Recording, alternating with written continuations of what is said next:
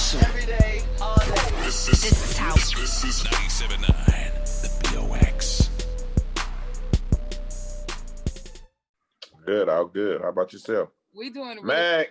I mean, I can't complain. The all screwed up movie. I can't wait, man. It's I'm coming. so excited. It's a thing. It's a tribute. It's on the way. Let's get it.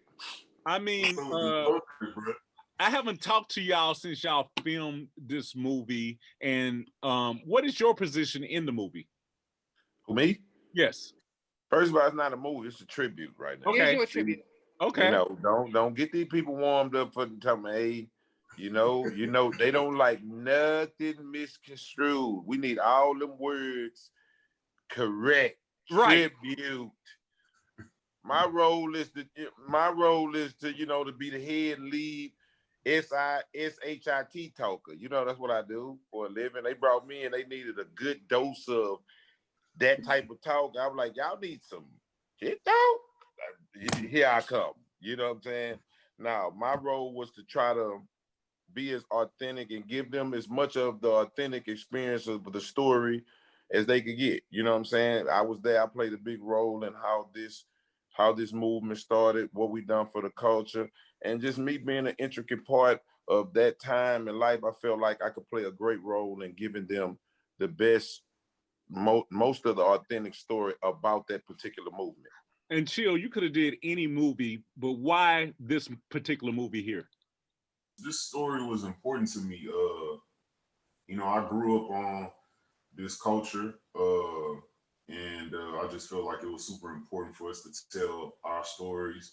I lived out in LA for almost 3 years and been going back and forth for the past 5, just doing work out there and working with a lot of big studios and networks, and they didn't really understand the story when I presented it, like why and how important the culture of Screw's legacy and how important he was to just hip hop and music overall. And so I was just like, man, we got to tell this story. And it's 20 years later this year. It's November 16th. It's 20 years from the day that Screw passed. So we just wanted to do it big. And with everything happening with COVID, it was just even more important that we, tried to do our due diligence on making sure it was epic for the family. So I know people have been anticipating this for a while because you were on the show earlier this year.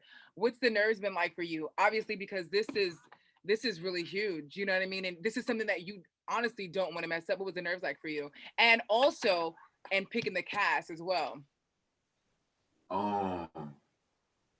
Hey man, Keke being real modest, but Keke was on my head. Like, bro's not playing. Up, right. This is something that you can't mess up. Hey, we'll be in the middle of a take. He be like, nah, this how Screw did this. This how he passed you the mic. This how Pat hold the mic. Like, you know what I mean? So him, D-Rec, man, big shout out to my sister Nikki. They really been keeping my composure, you know what I'm saying? Because it's important, man, to just have you a solid team as you going into something like this. Because if you don't, I mean, I'm super excited with how it's turned out and how it looks, and how impactful that I know will be for the culture. But having people like Key, D-Reg, Nikki, of course, Screw's sister Michelle and Screw's brother Charles, supporting and just being like, chill, you got this. We gonna do this.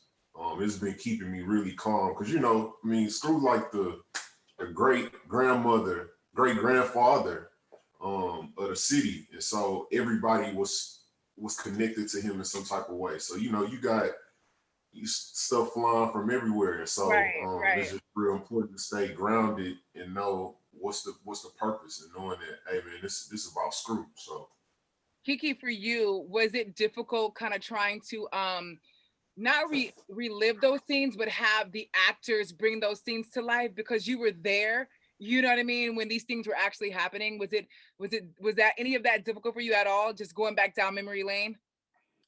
Uh, you know, not really. You know why? Because this city, they live in those moments a lot.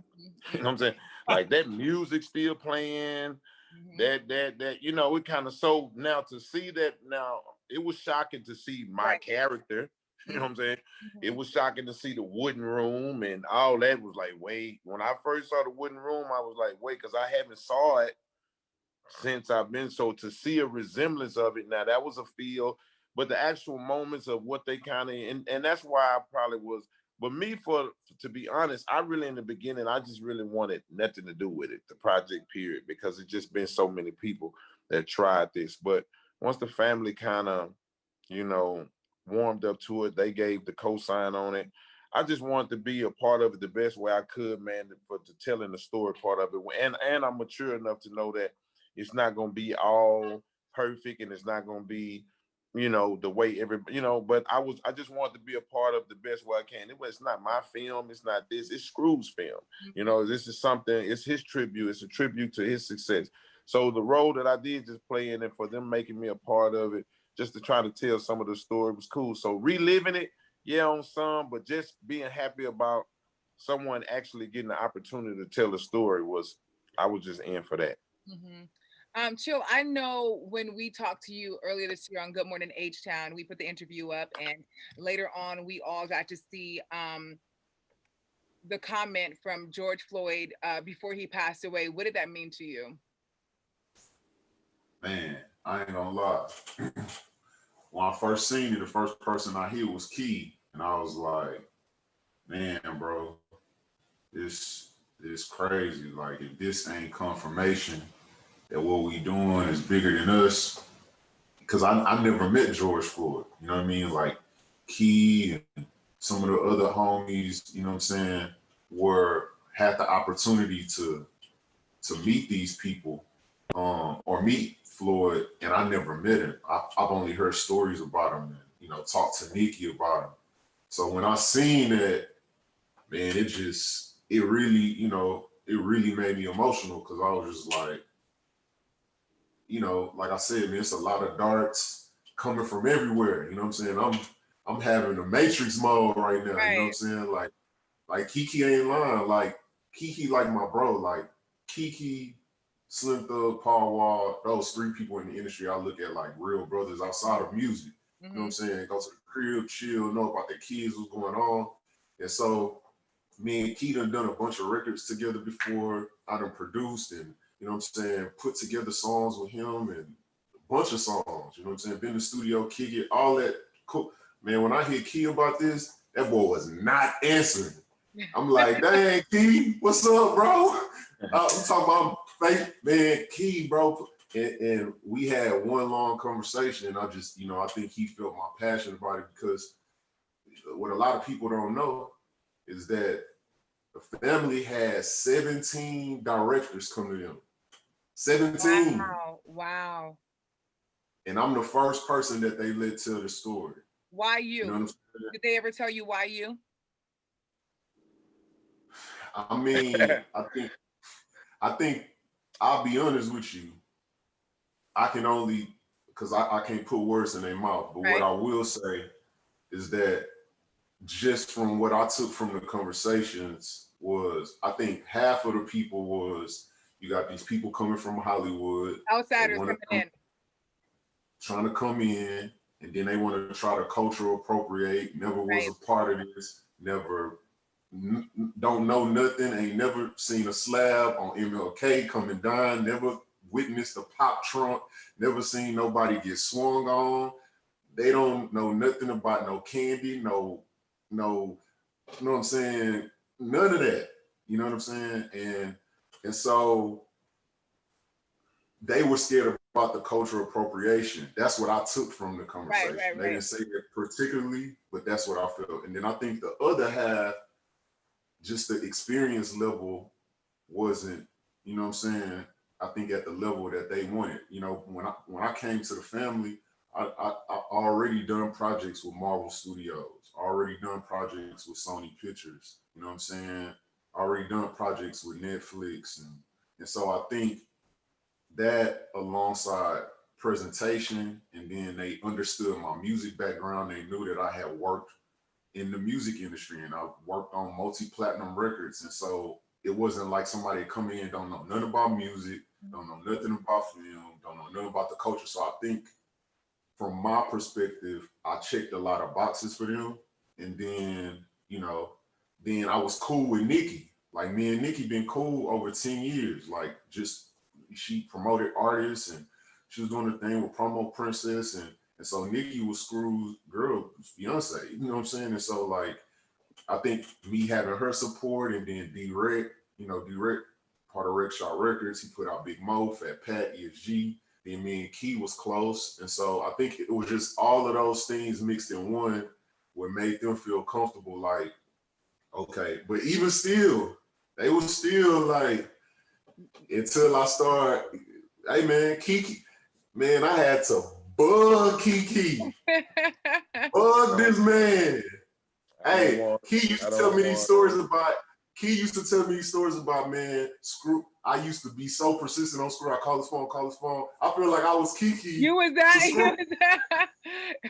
Bro, hey, Key, what's up, bro? Hey, man, hey, where I gotta go? Where I gotta be? Let me pull up.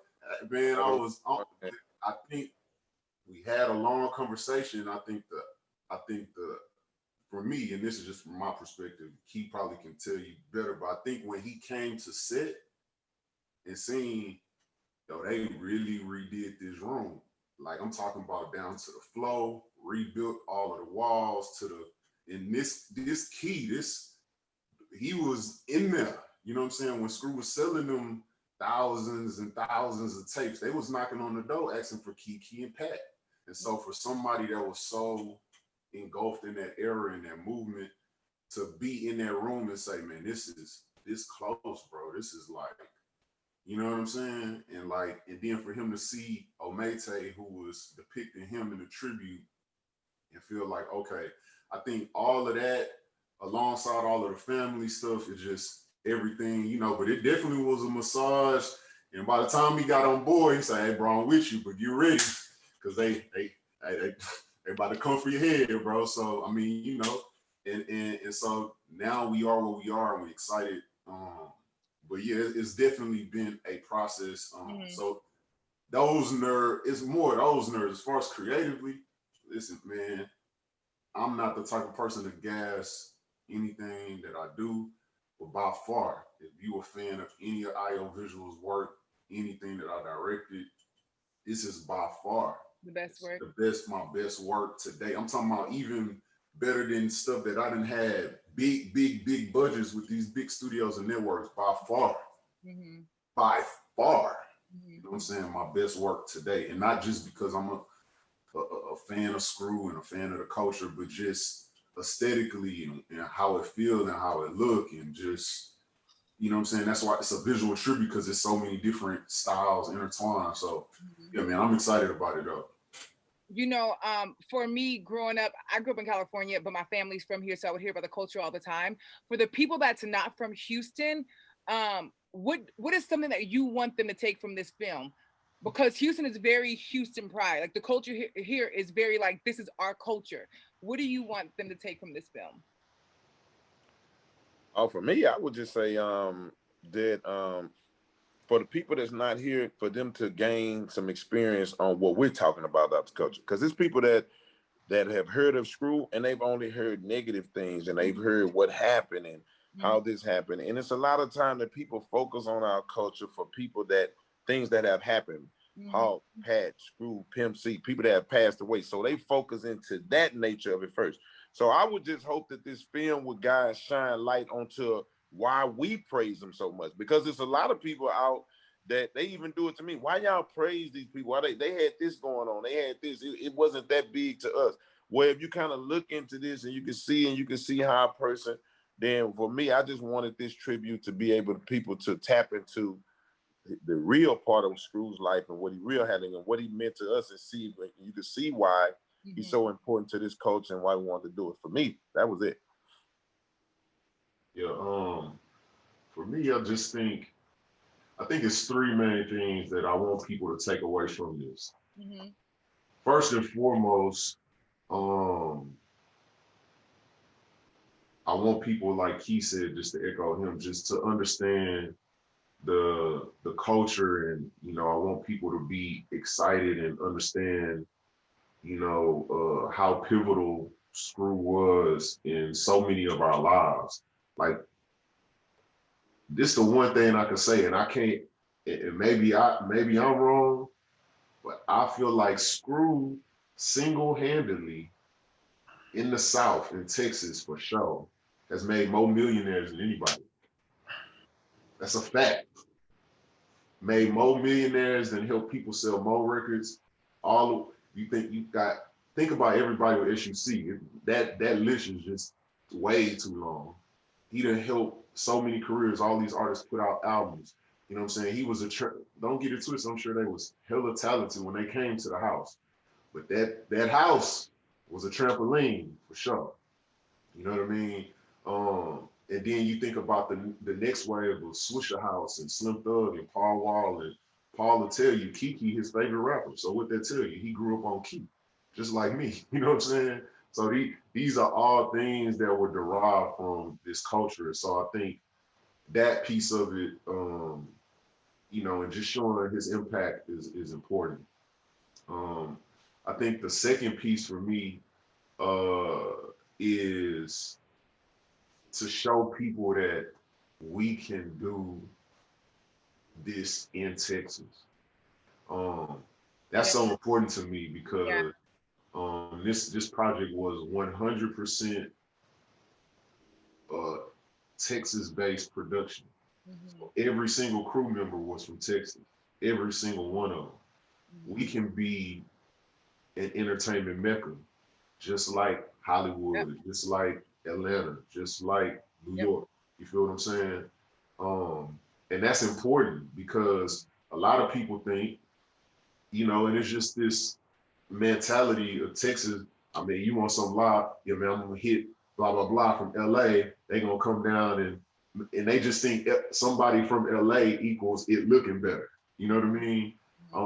And so I'm from here. Yeah, I went to LA and did my thing and all that, but I came back and invested in our culture. So this beyond just a investment in helping build Screw's legacy. This investment in our entertainment culture, in our arts culture. And that's a major thing for me. So just to show people, hey man, this will be done for us, by us, in Texas, for Texas, but we sharing it with the world. Right. And that's important because what that does is then people say, okay, man, there's some teams out there that can put together some high level production. You know what I mean? Right. And what that does, that bring more entertainment, more revenue, more resources to the state. And you know what I'm saying? And that's what we all about. That's what me and Key represent. His first album was Don't Mess with Texas. This is about Texas. This is to show the world that Texas can do this on the highest level, on every level in entertainment, whether that be music, whether that be film, whether that be arts and digital design. We can do it here. And the last piece is just like, most importantly, is just having something for his family to carry on, his legacy. You know what I'm saying? This is important, man. This is historic. We living in it, but this is historic. This is something that's gonna last forever. You know what I'm saying? For people to see, like, man, we did this visual tribute for Screw, and I just wanted his family to have something to hold on to, and be his family, his friends, the fans. You know what I mean? Because had this not happened, there's not a whole lot of stuff going on from an art perspective on behalf of Screw for his 20-year memorial. So that's for me. Shout out to Chase B. All right, I think we got everything, guys. Thank you, J Mac. I don't know why he got out of the shot. You want to say anything else? Oh, you got it. You did a great interview, girl. Big shot. Appreciate it. Thank you. No, thank you guys so much. Appreciate it. All right. Bye, Chill.